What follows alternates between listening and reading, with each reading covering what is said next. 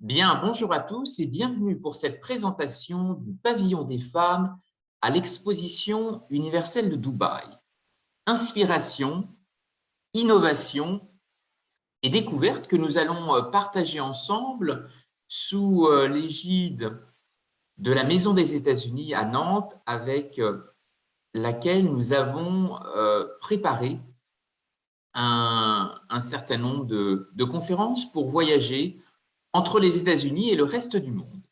Vous pouvez apercevoir ici en photo le pavillon nocturne, pavillon des femmes, et nous allons revenir tout particulièrement sur sa philosophie, sur les messages universels qu'il compte porter et la résonance qu'il entretient également à la fois avec les États-Unis, parce qu'il y a eu un Women Building lors de l'exposition universelle de Chicago. C'était une innovation extrêmement intéressante et qui aujourd'hui trouve une nouvelle place aux portes du désert. Résonance qui va être aussi l'occasion de s'ouvrir à Nantes, à l'Europe, puisque la première expérience de Chicago a non seulement inspiré Dubaï, mais bien avant, un certain nombre de femmes européennes ont voulu créer, fort de ce succès, une exposition des femmes. Et ça sera une initiative qui verra le jour notamment à Copenhague, au Danemark. Je vais y revenir dans le cadre de cette conférence. En premier lieu, en guise d'introduction, je voudrais vous rappeler l'esprit des expositions universelles. Qu'est-ce qui les anime? C'est avant tout la volonté de créer autour de ce grand rendez-vous une expérience exceptionnelle, avec l'idée dans la tête, en particulier les organisateurs de Dubaï, que les portes de ces expositions universelles ne se referment jamais et continuer à connecter les esprits et construire le futur. C'est l'un des thèmes extrêmement forts qui a été choisi pour l'organisation de l'exposition universelle de Dubaï, qui a démarré le 1er octobre 2021 en raison du Covid et qui va se terminer dans quelques jours, le 31 mars, c'est-à-dire à la fin du mois. Le thème qui a été choisi autour de cette exposition, en anglais, c'est Connecting Minds, Creating the Future. Et la place des femmes dans ce sujet est évidemment primordiale et nous allons explorer ensemble justement les grandes orientations autour de ce Women's Pavilion, pavillon des femmes. Alors, l'exposition universelle, quand je vous présentais effectivement sa thématique principale retenue à Dubaï, Connecting Minds, Creating the Future, en bon français, on peut la traduire de la façon suivante: connecter les esprits et construire le futur. Ce qui veut dire que derrière, finalement, cette boussole créative, il s'agit de porter un moment fort, un moment clé pour créer ensemble, innover ensemble et collaborer ensemble. Vous pouvez apercevoir ici le site tel qu'il a été conçu de l'exposition universelle à Dubaï. Ce site s'articule en 3 districts différents: un district mobilité, un district opportunité et un district durabilité. Dans l'ensemble de ces districts, un certain nombre de conférences, de forums qui réunissent des experts du monde entier sont organisés chaque jour et permettent des conversations croisées, des débats, des discussions à la fois passionnantes dans un certain nombre d'auditoriums qui ont été justement conçus sur les différents pavillons de l'exposition universelle, comme vous en avez un exemple ici. En termes de mobilité, l'exposition universelle se veut aussi exemplaire avec un métro dernier cri qui a été imaginé, pensé à travers l'ingénierie de projets remarquables d'un consortium franco-japonais, Keolis et Mitsubishi, qui permet à l'ensemble des voyageurs, lorsqu'ils arrivent à l'aéroport de Dubaï, de sauter dans un métro et d'arriver sur le site de l'exposition universelle avec 1 heure de trajet. Il existe aussi à l'entrée du pavillon mobilité un réseau de bus qui a été entièrement mis à la disposition des visiteurs, gratuit, et qui permet de rejoindre les différents pôles des Émirats, y compris l'aéroport d'Abu Dhabi, qui est situé à peu près à 1 heure du site de l'exposition universelle. Si j'avais à vous résumer finalement comment retenir l'expérience de ce pouvoir des connexions que Dubaï Expo entend façonner, je dirais que l'exposition universelle Dubaï, c'est 192 façons de voir le monde. Pourquoi 192 façons? Eh bien, c'est le nombre de pavillons du monde entier qui sont représentés à l'occasion de cette exposition universelle. Chaque visiteur a la possibilité de se doter d'un passeport, un passeport fictif, dont vous avez un exemplaire ici, et de le tamponner avec les traces des différents pays qu'il a pu justement visiter. Il y a eu un tampon un peu spécifique qui a été créé, d'abord pour se faire le reflet de l'importance accordée au pavillon des femmes dans le site de l'exposition universelle en complément des pavillons nationaux et thématiques qui sont présentés. Et voyez ce tampon Happy Mother's Day qui a été aussi conçu pour alimenter ces 192 façons de voir le monde. Le pavillon des femmes que vous retrouvez ici, qui a été à la fois le fruit d'une double collaboration, celle des organisateurs émiratis de l'exposition universelle et le partenariat avec un joaillier français, Cartier, qui a une très grande histoire avec le golfe Persique, avec les pêcheurs de perles, avec la reconversion également d'un certain nombre de bijoutiers français qui avaient profité de l'âge d'or de la perle dans les pays du Golfe pour se reconvertir dans l'immobilier et transformer à Paris l'avenue des Champs-Élysées pour en faire ce qu'elle est aujourd'hui à travers ces grands hôtels particuliers. Mais avant tout, un peu d'histoire. Depuis 1970, les expositions universelles fournissent une plateforme pour présenter les grandes innovations qui ont façonné le monde dans lequel nous vivons. On peut penser à l'exposition universelle de New York, 1939, avec l'apparition de la première diffusion télévisée en direct. Mais bien avant, jetons un regard sur la culture britannique depuis l'été 1851 à travers le Crystal Palace. Je vais balayer avec vous un certain nombre d'inventions, d'innovations qui ont été justement dévoilées et qui ont fait leur apparition lors des grandes expositions universelles. Les ordinateurs, on va y revenir à travers le prisme du jumelage entre Seattle et Nantes. C'est Century 21, l'exposition de Seattle, qui avait justement émerveillé les visiteurs à travers un ordinateur d'IBM qui répondait à l'époque aux commandes vocales. Mais bien avant l'ordinateur, il y a eu aussi les téléphones. Téléphones qui ont fait leur première apparition lors de l'exposition universelle de Philadelphie en 1876. D'autres expositions universelles, en particulier celle d'Osaka au Japon en 1970, va offrir aux visiteurs la première occasion de découvrir ce que la technologie des téléphonies mobiles avait à cette époque à offrir. Les innovations universelles, ce sont aussi des innovations alimentaires, où un certain nombre d'expositions, pour faire patienter les visiteurs, gérer les files d'attente, gérer les queues, font découvrir des innovations alimentaires qui existent toujours aujourd'hui. Le popcorn, le ketchup, dévoilé lors de l'exposition universelle de Philadelphie en 1876, et encore plus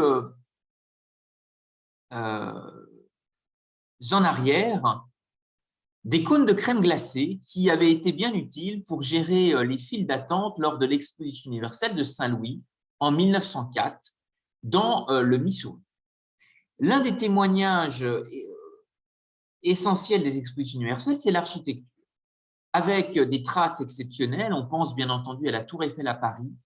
Je voudrais à ce titre vous signaler que le 22 février dernier, la consul de France à Dubaï, Nathalie Kennedy, a inauguré l'escalier originel de la Tour Eiffel dans un parc de verdure qui est le parc Al Forzan, qui permet aux visiteurs de l'exposition universelle de se reposer et de se rafraîchir dans une oasis de verdure où ils pourront, comme vous le voyez ici sur la photo, redécouvrir une pièce originelle qui avait été inaugurée pour la première fois en 1889 à l'exposition universelle de Paris. Et cette pièce originelle a été transmise par Gustave Eiffel à son ami Jeanne Adore et apportée sur le site de Dubaï avec le partenariat d'un salon de thé Jeanne à Paris, dont le fondateur a eu des relations d'amitié étroite avec Gustave Eiffel. Jeanne Adore, c'est quelqu'un qui a été un grand marchand marseillais, et qui, depuis la cité phocéenne, rêvait de connecter les continents, de rafraîchir les cultures, en particulier autour du thé, qui est une boisson millénaire. Derrière les expositions universelles, des structures historiques ont marqué l'humanité. D'abord le Crystal Palace, à l'été 1851, lors de la grande exposition de Londres, et la Tour Eiffel, qu'on n'oubliera jamais, qui n'a pas été populaire immédiatement, et certains, je vous le rappelle, avaient fait campagne pour son démantèlement après la fermeture de l'exposition. Nous avons aujourd'hui de grands témoignages, de grandes signatures architecturales qui existent toujours dans l'espace urbain. La Grande Roue de Chicago, inaugurée en 1893, l'Atomium à Bruxelles, qui présentait à l'époque les ascenseurs les plus rapides de la planète. À Seattle, bien entendu, c'est Space Needle, qui est cette flèche qui pique vers le ciel et qui offre aujourd'hui le confort, l'agrément d'un restaurant panoramique qui permet à son sommet d'observer le panorama exceptionnel du Puget Sound et de la ville de Seattle, le Lake Union et bien d'autres agréments. À Dubaï, vous avez une place centrale, un dôme autoportant, Awasal Plaza, qui se veut la pièce centrale de l'exposition et qui restera un élément emblématique de District 2030, qui sera le quartier qui verra le jour à l'issue de l'exposition universelle. Je vous indiquais que l'ensemble des pavillons sont représentés. La Maison des États-Unis a consacré une conférence au pavillon américain. Je vous propose d'y revenir quelques instants pour ceux qui n'ont pas eu la chance de pouvoir y assister. Ce pavillon américain se veut dynamique et toujours changeant, et se veut la présentation d'une société dynamique qui a façonné le monde moderne et soutient la liberté et la prospérité pour tous. Ce pavillon des États-Unis, vous pouvez y retrouver un certain nombre d'informations sur Internet si vous souhaitez le visiter à distance. Ce qu'il porte de façon extrêmement intéressante, c'est à la fois un prisme autour de la liberté, de la vie, de la poursuite du futur qui y est justement associé. Et trois thèmes articulent ce pavillon américain. D'abord, la thématique mobilité en action, la liberté de construire le futur et enfin l'idée que le ciel n'est plus la limite. Alors, la participation des États-Unis à des expositions universelles est ancienne, elle est historique, et elle a permis de témoigner, de révéler de nombreuses commodités, des friandises et des expériences modernes à ses visiteurs. Chicago, 1893, l'électricité, la Grande Roue, mais aussi la fermeture éclair. l'exposition panaméricaine de Buffalo avec le rayon X, l'exposition universelle de Saint-Louis avec le cornet de glace que nous avons évoqué, mais aussi le hot dog, et enfin le poste de télévision lors de l'exposition universelle de New York, la World's Fair 1930-1940. Alors, la présence américaine à Dubaï n'est pas anodine, puisque vous le savez que c'est une région dans laquelle l'influence américaine est extrêmement forte, pas seulement dans les Émirats arabes unis, mais plus largement dans tous les pays qui ont des projets structurants très forts avec les États-Unis dans le domaine des hydrocarbures et des énergies fossiles. Bien entendu à Bahreïn, en Arabie Saoudite, au Koweït et également au Qatar. Le changement qui s'opère actuellement, c'est que les États-Unis veulent aussi jouer un rôle extrêmement important, non plus uniquement dans les énergies fossiles, mais dans les énergies renouvelables. C'est ce qu'on appelle aujourd'hui les technologies vertes, les technologies propres, les clean tech.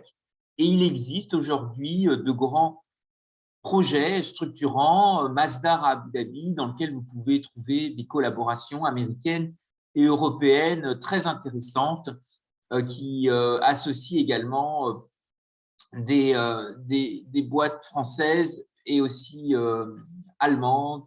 Je pense notamment au campus de Siemens. Ce qui renforce finalement la vocation de l'exposition universelle d'être un carrefour de la diplomatie et des échanges, connecting minds, creating the future. Dans le contexte si terrible des conflits qui traversent le monde aujourd'hui, de l'Ukraine au Yémen, je voudrais faire un petit aparté et vous partager quelques images du pavillon ukrainien qui est également présent à Dubaï, qui a des innovations à partager au monde, un vélo électrique pouvant parcourir 390 km après une seule charge, une imprimante 3D pour la céramique et des stores solaires capables de générer de l'énergie, reflétant ainsi le caractère unique et l'originalité du peuple ukrainien et de sa culture à travers le prisme des technologies modernes. Vous savez que l'Ukraine a été le grenier à blé de l'Union soviétique. Et à ce titre, le pavillon ukrainien présente un champ créé à partir de vrais épis de blé, de nano-blé et de blé numérique. Et cette solution entend démontrer symboliquement le mouvement de l'Ukraine vers l'avenir en harmonie avec la nature et le progrès technologique. C'est le thème du pavillon ukrainien Smart Ukraine, Connecting Dots. En bon français, cela se traduit par Ukraine intelligente, connecter les points. Ce pavillon organisera un programme de divertissement ambitieux avec des défilés de mode, des séminaires thématiques et des performances créatives. Nous allons aller plus loin puisque le thème de cette exposition universelle a un clin d'œil tout particulier sur les femmes. Et cette conférence est l'occasion justement d'accomplir ensemble un voyage dédié à l'impact des femmes pour créer un monde meilleur. Je vous ai, en guise d'introduction, rappelé le partenariat qui a été conçu avec le joaillier Cartier.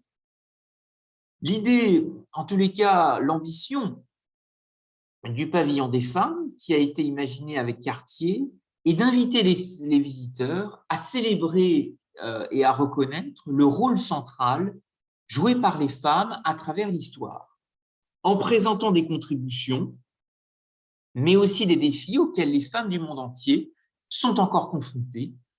Le pavillon cherche à ce titre à porter un principe important: When a woman thrives, humanity thrives. Lorsque les femmes s'épanouissent, l'humanité s'épanouit. Alors, le partenariat avec Cartier n'est pas anodin, a une signification, une portée symbolique toute particulière. D'abord parce que Cartier a eu un lien très fort avec la résilience des femmes, avec beaucoup de femmes qui ont été exemplaires dans des actes de résistance, et en particulier sous l'occupation. Je voudrais vous rappeler que Jeanne Toussaint, la directrice artistique de Cartier, avait réalisé une broche, un bijou symbolique, qui avait provoqué son arrestation. Elle avait notamment imaginé une broche qui représentait un oiseau en cage. Et dans les vitrines du magasin rue de la Paix à Paris, trônait cette broche, non loin de l'état-major allemand installé dans l'hôtel au Ritz. Jeanne Toussaint sera à cette époque inquiétée et elle devra mobiliser notamment Coco Chanel pour procéder à sa libération. Je vous propose de revenir sur l'histoire de cet oiseau en cage parce qu'il a eu un sens tout particulier, en particulier à la libération. Cartier avait eu un rôle extrêmement important aux côtés des Alliés, des liens très étroits avec Franklin Roosevelt, avec le général de Gaulle, qui avait pu compter sur son aide et qui lui avait ouvert les portes de ses bureaux londoniens en 1940 et lui avait permis notamment d'enregistrer un certain nombre de ses discours. Et Jeanne Toussaint, qui, lorsqu'elle a été enfin libérée, en 1944, a voulu célébrer la victoire et réaliser une broche d'un oiseau qui était cette fois-ci sorti de sa cage, doté de l'inscription « 1945 will be better ». Alors ce message, est-ce que l'année 1945 sera meilleure, est d'une criante actualité et je vous propose d'interroger si 2022 sera meilleur à travers le symbole de cet oiseau, comme vous le voyez ici, sorti de sa cage à travers ce croquis. Le pavillon des femmes à Dubaï, porté dans le cadre du partenariat avec Cartier, a une histoire que je vous propose d'illustrer en résonance avec les États-Unis, en vous rappelant le passé et l'intuition remarquable du premier Women Building qui a été conçu et construit pour l'exposition universelle de 1893 qui s'était tenue à Chicago. Il comprenait à l'époque un espace d'exposition, une salle d'assemblée et une bibliothèque. Dans le hall d'honneur figurait cette formule « Il faudra beaucoup de temps avant qu'une telle agrégation du travail des femmes, comme on peut le voir aujourd'hui, dans le Women Building, puisse être à nouveau rassemblée de toutes les parties du monde. » À l'initiative de ce Women Building, une franco-américaine, Bertha Honoré Palmer, qui a mobilisé autour d'elle des militantes de la ville de Chicago et qui voulait suggérer la création d'un département des femmes, le Women Department for the Fair, en associant une coalition créative de femmes impliquées dans la philanthropie, l'éducation et la lutte pour le droit de vote. Son plaidoyer a été remarquable, relayé dans les colonnes de grands médias. Vous avez ici l'exemple du Chicago Sunday Tribune, où Bertha Honoré Palmer se constitue l'avocate d'une participation active des femmes dans l'exposition universelle de Chicago. Et les journalistes, à ce moment-là, soulignent la grande capacité d'entre-gens, de réseautage, les messages philanthropiques et universels qu'elle entend justement porter à travers cette participation des femmes. Si certains d'entre vous peuvent effectivement lire le titre de cet article, « Is Mrs. Porter Palmer the only American woman who knows how to spend a fortune ?» Alors, cette femme a une origine française qu'il convient de souligner, femme d'affaires, philanthrope, mécène et collectionneuse d'art. Elle est issue d'une famille d'origine française. Son arrière-grand-père, Jean-Antoine Honoré, possédait la première ligne de bateaux à vapeur reliant Louisville à la Nouvelle-Orléans. Et son père, Henry Hamilton Honoré, a été un riche promoteur immobilier et lui a permis de recevoir une éducation très soignée lorsque la famille s'est installée à Chicago, en fréquentant les meilleures écoles, et elle rencontrera un riche commerçant qui deviendra son mari. Vous pouvez retrouver dans les rues de Chicago la Palmer House, qui appartient aujourd'hui à Hilton et qui est un hôtel historique de la ville dans lequel a été inventé un dessert si typique des États-Unis, le brownie, créé par un cuisinier de l'hôtel en 1893 à la demande de Bertha Honoré Palmer. Je trouve exceptionnel, et pourquoi cela fait sens avec le pavillon des femmes de Dubaï, c'est que finalement, l'intuition d'inscrire des traces et des signatures architecturales dans des expositions universelles a véritablement un sens avec cette Palmer House et la réussite, en tous les cas le grand passé de cette famille autour de Bertha Honoré Palmer qui a effectivement voulu marquer sa réussite dans l'immobilier. Vous avez ici en photo le pavillon des femmes, le Women's Building à Chicago, tel qu'il a été conçu avec une architecture impressionnante. Et ce pavillon des femmes a été le fruit d'une compétition intense entre 14 femmes architectes qui avaient soumis un projet, et le conseil des architectes avait, avec les organisateurs, sélectionné celui de Sophia Hayden. Ce pavillon des femmes contenait des expositions de travaux de femmes dans différents domaines, allant des beaux-arts, des arts appliqués, de la littérature, de la musique, aux sciences et à l'économie domestique.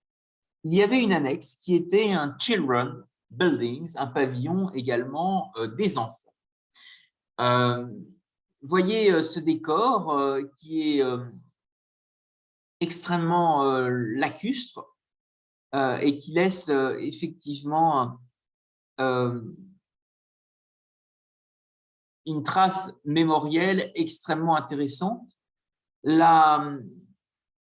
L'expérience de ce premier pavillon des femmes à Chicago a encouragé des femmes européennes à s'intéresser et à faire rayonner également des expositions de femmes, en particulier celle de Copenhague qui aura lieu en 1895 grâce à une aristocrate danoise, Sophie Oxholm. Je vous mets ici à l'écran une photo de Sophie Oxholm qui a eu malheureusement un parcours difficile et malheureusement un peu triste, puisque cette exposition universelle de Chicago, qui l'aura tant inspiré à créer une exposition des femmes, sera une intuition pleine de risques, et malheureusement, elle terminera sa vie complètement ruinée. Et c'est tout le défi des expositions universelles de réussir également à pouvoir réaliser une profitabilité qui permette à ces expositions d'être à peu près rentables avec un flux de visiteurs et de partenaires, et notamment de sponsors, qui soit suffisamment important. Alors, Dubaï, à l'exposition universelle, est présent à travers des pavillons européens, des pavillons nord-américains, le Canada est représenté, les États-Unis bien sûr, avec ce message en particulier très fort sur le pavillon américain, c'est que la liberté des États-Unis favorise la créativité, l'innovation et les opportunités. Je pense que c'est un message qui est en fait à double entrée et qui a bien entendu une résonance avec le pavillon des femmes et l'esprit d'ouverture que des expositions universelles ont porté sur le passé depuis le sol américain. Ici, un vieux fascicule du pavillon de l'exposition de San Diego qui avait été créé en 1913 pour souligner l'importance de l'ouverture du canal de Panama. et du rôle que pouvait jouer San Diego comme premier port américain sur la route des navires circulant vers le nord-ouest des États-Unis après le passage du canal. Ça a un sens stratégique évidemment très fort pour le Pacific Northwest, pour Seattle, puisqu'il existe également une puissance logistique exceptionnelle dans l'État de Washington avec la présence d'Amazon à Seattle, bien sûr, et plus loin, Vancouver, qui est aussi un port extrêmement ouvert sur l'Asie. Alors, quelques mots quand même de Seattle, parce que c'est aussi une lumière sur le jumelage avec Nantes et Century 21, qui a été redécouvert lors de nombreux voyages organisés à travers l'association de jumelage entre Nantes et Seattle. Vous savez qu'il existe encore aujourd'hui à Seattle des traces exceptionnelles de l'exposition universelle qui avait eu lieu en 1962. Et je pense que l'une des signatures architecturales qu'on garde le plus à l'esprit, c'est Space Needle. Mais autour de ce site, il y a aussi beaucoup de pavillons qui sont exceptionnels. Et vous vous rappelez, c'était l'une des visites qui avait été faite lors du voyage, du dernier voyage de nantais à Seattle. Nous avions visité le site, le pavillon de la fondation Bill et Melinda Gates, qui est une structure entièrement réalisée de bois. Et finalement, Seattle, je pense, garde ce grand esprit de découverte, de durabilité, qui est un des thèmes et un district qui est consacré tout particulièrement à Dubaï. Et j'espère que le prochain voyage, justement, pour l'exposition, pour célébrer l'anniversaire du jumelage entre Seattle et Nantes, sera peut-être l'occasion de redécouvrir aussi d'autres traces de l'exposition universelle de 1962, de retrouver des pavillons qui auraient été démontés, retransformés vers d'autres usages, des enceintes sportives qui existent encore aujourd'hui, centres des congrès qui aujourd'hui font rythmer les expositions dans la ville. Alors, Seattle a été une puissance accueillante de grands événements. Il y a eu aux portes, et vous savez, la proximité avec la frontière canadienne, Vancouver, qui a aussi profité de l'organisation des Jeux olympiques d'hiver. Pour terminer, vous proposez de débattre ensemble finalement à travers cette conférence quid de Nantes et comment finalement la Cité des Ducs pourrait aussi, elle aussi, profiter d'un certain nombre de grands événements pour rayonner, pour mieux faire connaître la place et l'impact des femmes. D'abord, vous rappelez que nous allons accueillir les Jeux olympiques de Paris en 2025, mais qu'avant ça, la Coupe du monde de rugby se déroulera avec une étape nantaise en 2023. Il y a eu une tentative d'organiser une exposition universelle en France à travers une candidature qui n'a pas donné ses fruits, malheureusement, en 2025.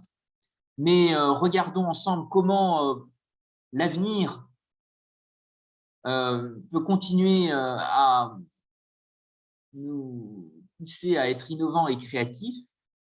Vous parlez d'abord de la candidature de Rome, qui a officiellement annoncé le souhait d'organiser la prochaine exposition universelle de 2030 autour du thème « L'éternelle révolution ».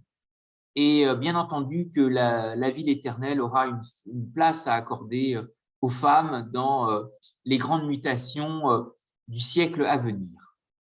Mais avant l'exposition universelle de Rome, si elle est confirmée en 2030, vous faire part de la prochaine exposition universelle qui, elle, se déroulera à Osaka, au Japon, qui a été le berceau de la révolution industrielle japonaise et qu'on a souvent surnommé le Manchester de l'Orient. En particulier, cette région métropolitaine autour d'Osaka qui s'appelle le Kansai. Et la ville d'Osaka avait déjà accueilli une exposition universelle en 1970 et va renouveler l'essai en 2025. Je voudrais vous rappeler l'importance de ce rendez-vous, d'abord parce que le château d'Osaka est jumelé avec le château des Ducs de Bretagne à Nantes, et peut-être que cette coopération culturelle pourrait aussi nourrir des coopérations créatives beaucoup plus nombreuses avec le prisme des jumelages, avec la relation triangulaire qui peut peut-être exister entre Seattle, Nantes et le Japon, et une actualité qui a tout son sens avec le thème qui a été choisi par les organisateurs japonais, concevoir la société du futur, imaginer notre vie de demain. Cette exposition universelle d'Osaka aura 3 sous-thèmes: sauver des vies, inspirer des vies et connecter des vies. Vous avez ici en photo le site de l'exposition tel qu'il a été imaginé dans le cadre d'un projet immobilier d'avancement sur la mer, une île artificielle qui se voudra un laboratoire vivant des peuples, un laboratoire pour imaginer une société de l'avenir.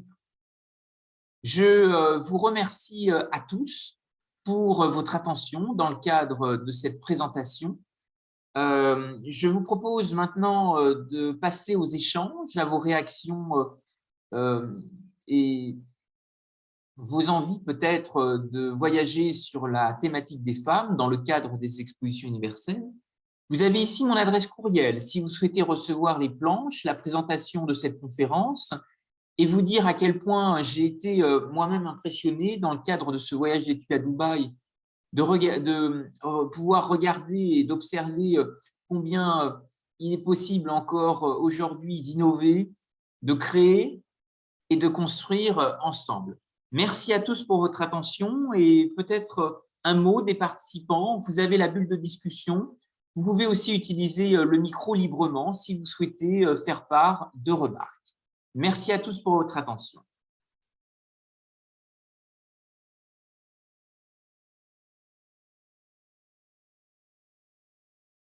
Est-ce que certains souhaitent réagir?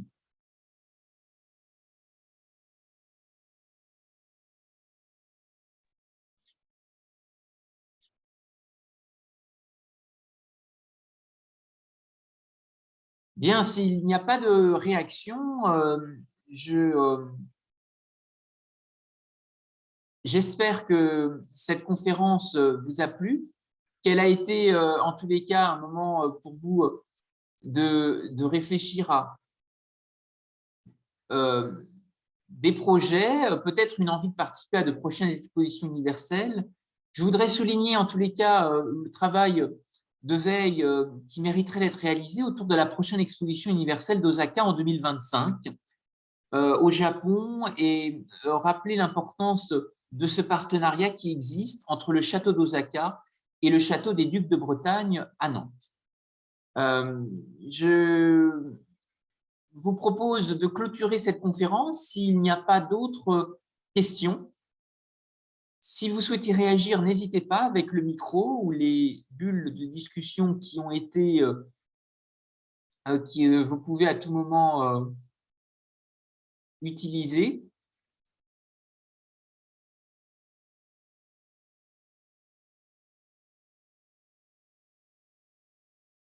Eh bien, cette conférence, en tous les cas, est enregistrée. Elle sera restituée en vidéo sur YouTube si vous souhaitez la consulter à nouveau et je la transmettrai à l'équipe de la Maison des États-Unis à Nantes pour qu'elle puisse aussi la partager si cette thématique intéresse des membres de l'association. Je vous remercie à tous pour votre attention et je vous souhaite un excellent week-end. Merci à vous.